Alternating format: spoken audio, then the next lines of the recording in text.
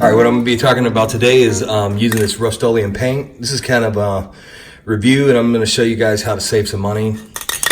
This is a pretty good thing to know for people that have like a home business or whatever, and you're spraying some of your products. These cans, they're good, they work good, but they're about $8 to $9 a piece. One of the problems that you'll get is if you don't shake them enough, this applicator, what happens is there's like a solvent in the can and then the pigment, and if you don't shake it and get it all mixed up, when it goes up into the internal mechanism here to spray out, it'll clog, just like it's clogging this thing right here. And so if it clogs inside of the can, there's not really any way you're going to get it out, so you just waste the can. So you got to shake these for a very, very long time, and they're expensive. And also, sometimes these applicators are a little iffy. Every now and then I'll get one that doesn't really spray right. It'll have like a deformed hole or whatever, and so the paint comes out like a little bit squirrely, and then you have to deal with that. Also, it really doesn't do a good job of creating the fan that you need to really lay down the material in a uniform way. And so I guess the solution to that is just buying these cans. So you could tell already this is 32 ounces compared to 12 ounces. They're both $8. So they're roughly the same price. You get a lot more material in these, and they're pretty much equivalent. Let's see. Paint post primer, blah, blah, blah. I mean, they even have the same colors practically. So anyway, what you do is I'm going to use an HVLP gun to lay this down, which requires a little bit of investment to get into. But I guess when it's all said and done, if you have all the stuff to do it, you could really save yourself some money over using a rattle can. Okay, so I'm going to show you how I do this. Basically, we save jars. So this is like olives or something like that. And it's got a plastic lid that's got a fairly decent seal on the top of it.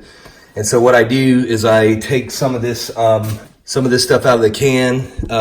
Like if you're spraying automotive paint or whatever, what you'll do is you'll have like a setup where you have a screen that sits on top of this, and you pour your paint through it to screed off any kind of like solids that are in the paint. But what I'm finding is for spraying all wood, it's really not that serious as long as you have it mixed well enough that it doesn't clog up your paint gun. And so what you do is you take this, you pour in about, I don't know, that much or so, and then top it off with acetone or some other kind of solvent. I prefer acetone, and that's usually what you would use for like an automotive paint. The reason why you want to reduce this down a little bit is because when it comes out of the can, they're expecting you to paint it on with some kind of applicator, like a paintbrush or roller. You really don't want it to be that thick when you spray it. You want it to be more viscous so that it can travel through the gun. The material you use, or the solvent you use, it'll pretty much evaporate out almost instantly of the mix. And so if you have it nice and dilute, it helps to lay the paint on and for it to go on uniformly, and then like I said, the solvents evaporate out. As far as the dilution, I mean, I eyeball it for something like this. It really doesn't matter. You're going to get people that say it does matter, and if you're really super worried about it, or if you get bad results doing it the way you do it, then by all means you may want to turn the screws down. But this works for me. Like I said, I spray all kinds of stuff. You can see this blackboard that I have right here. Let me see if I can pull this up. This is a piece of PVC that I painted.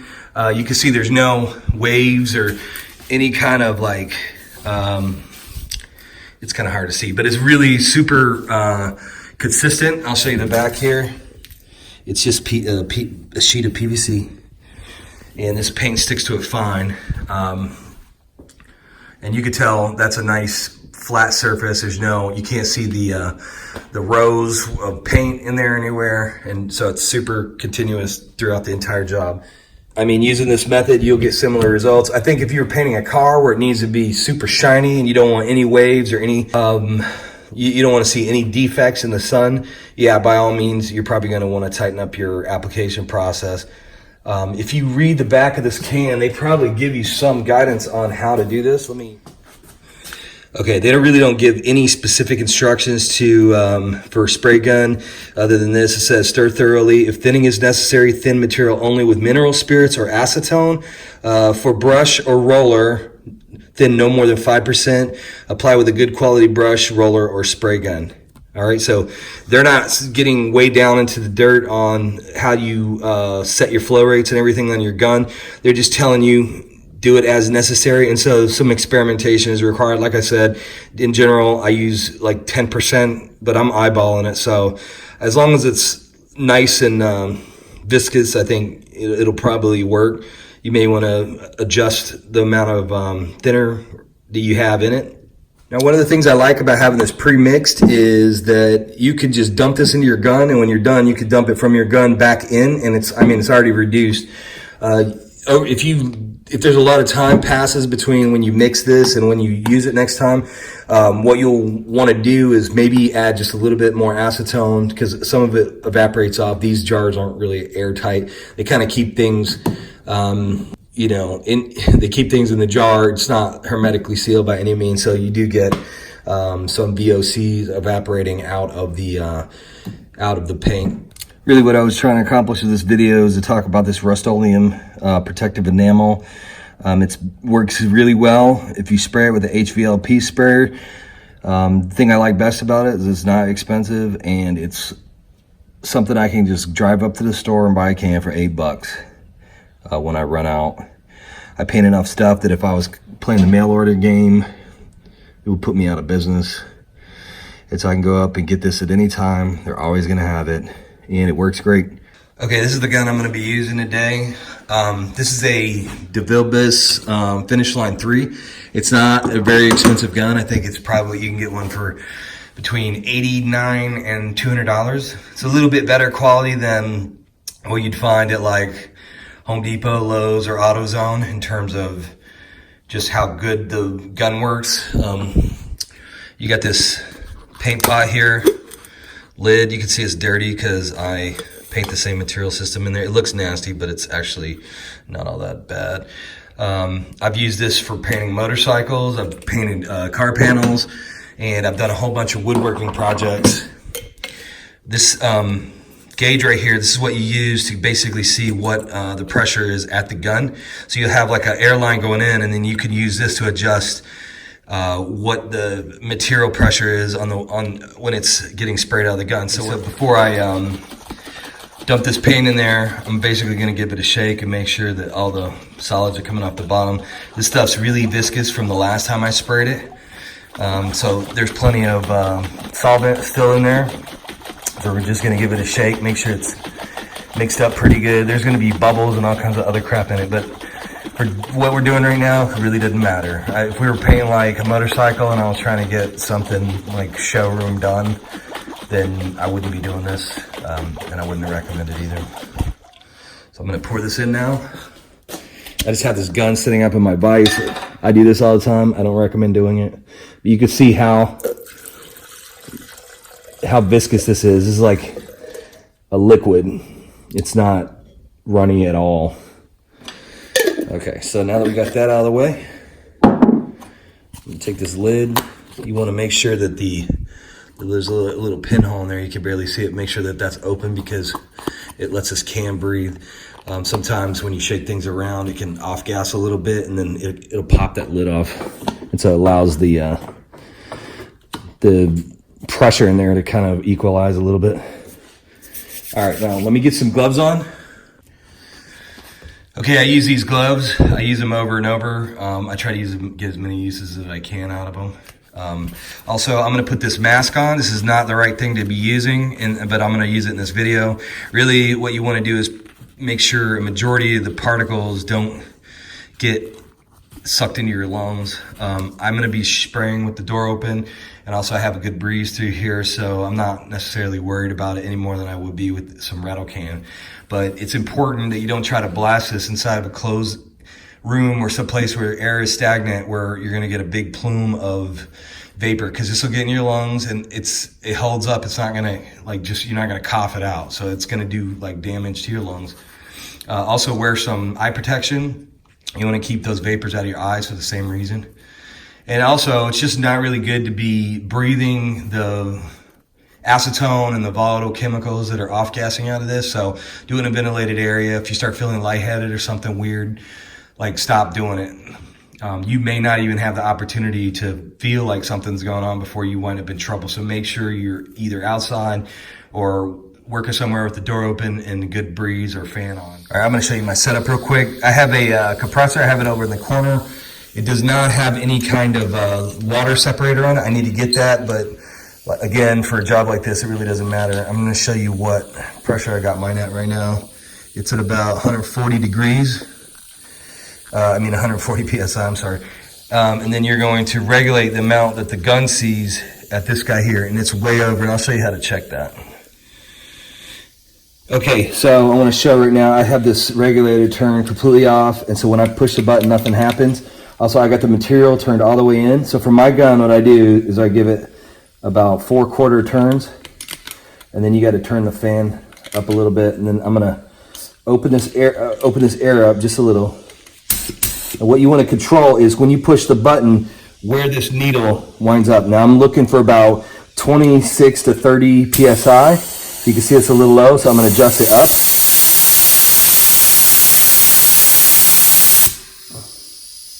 Okay, just like that.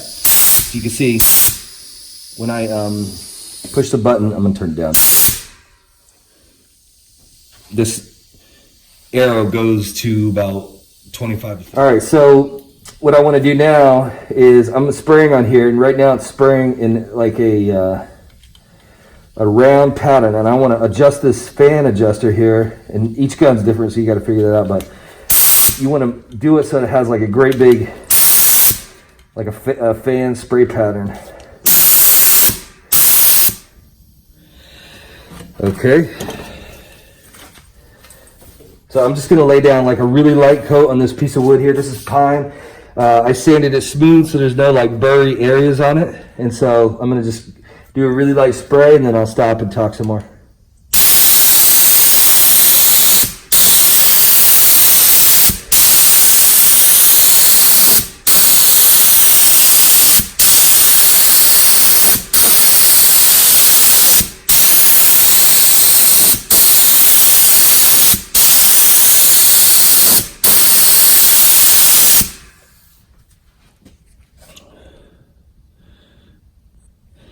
Okay, so that first coat I just put on really light. The reason why is because you want to you don't want to blast too much on the first coat. You want to kind of spray some on, let it dry a little bit, and then you can turn your material up slightly, and then that's going to help it stick to the substrate and not get in a situation where you're running. Now I want you to notice when I spray, I start before I go to the part, and then I kind of just go off the end, and then I start over from one side, and then I have like about a 50% overlap. It takes like kind of a feel to get the right way to do it.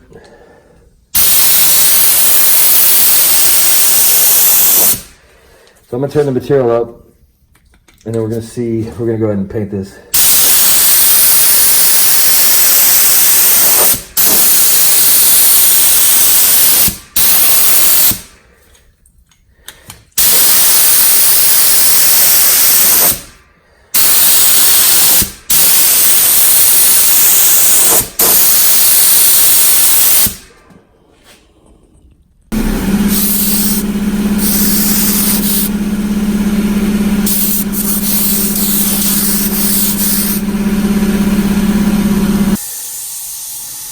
One of the things I like to do after I spray is sometimes it helps if you lay the face down this way, and it'll help all that just flatten out instead of running down.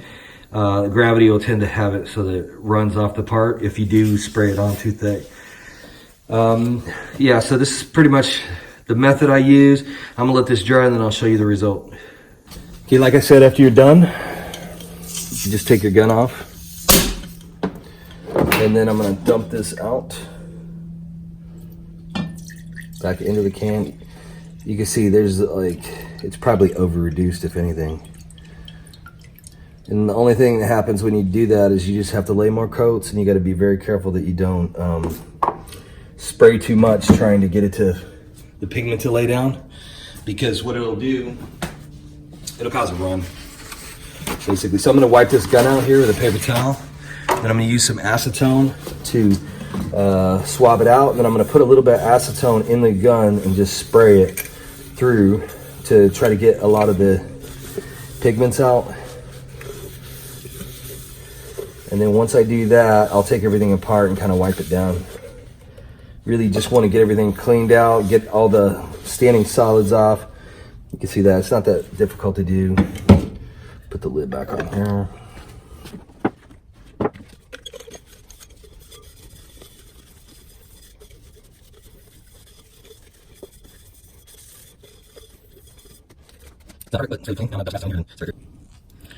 Okay, I got about 1/4 of a cup of acetone in there. I'm gonna swirl it around, and then I'm gonna stick this cap on. And like I said, when you do this, you gotta hold it down because, like I said, the air pressure will try to bleed off. And so I'm just gonna hold this vent closed and push the lid down so it doesn't pop. But you can see, like, there's some built up pressure in there. So I'm gonna shake this out and just try to get, what it'll do is take that final little layer off of the inside of the gun. And then I'm gonna spray the rest out just to kind of do the same thing on the inside. And then I'll take everything out apart and manually clean the needle and all that.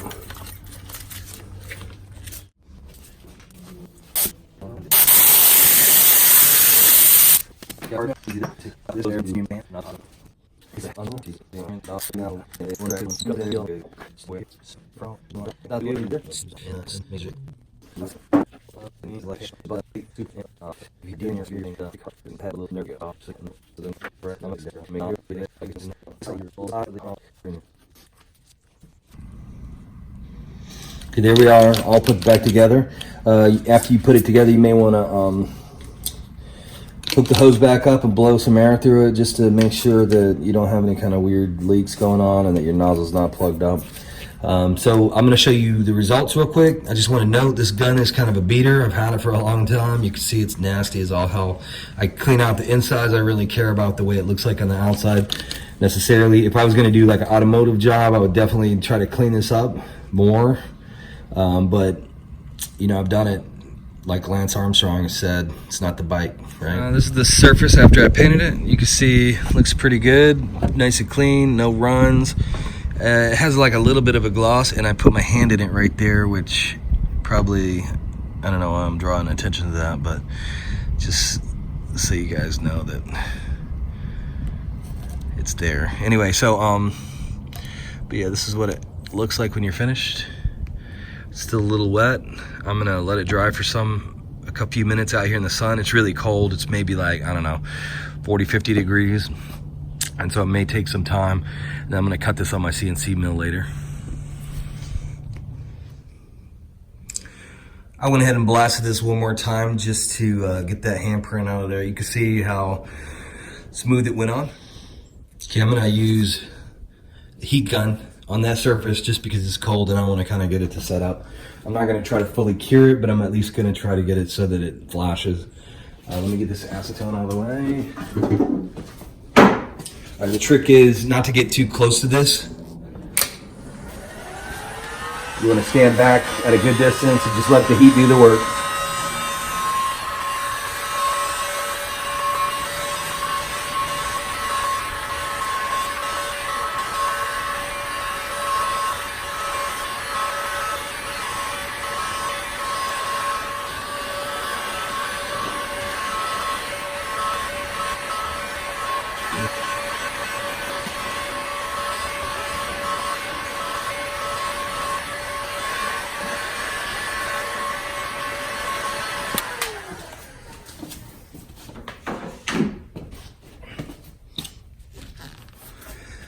Okay, like I said, you can tell, I mean, it's a decent surface for painting on wood. Got to be careful because if you have any kind of defects in the face of the wood, like that little snipe line, it kind of brings it out. I'm going to wind up cutting this off at the finished part, so it doesn't really matter. But yeah, I just wanted to show you this. It's still not completely dry, but really what I wanted to do is get it inside or outside of its work life so that it's a little bit stable, and I'm going to sit outside and let it continue to cure. You don't want to fully cure it with the paint gun because if it needs to kind of uniformly off gas. Otherwise, what'll happen is you'll start to get like pits and volcanoes and orange peel and shit like that, where you know, like cures unevenly, and so you'll get like a film on the outside, and then on the inside it'll still be liquid, and then it just doesn't really work out. So what you want to do is kind of allow it to gradually off gas and cure naturally. I just did that because it's so cold today, and I want to catalyze the process of curing.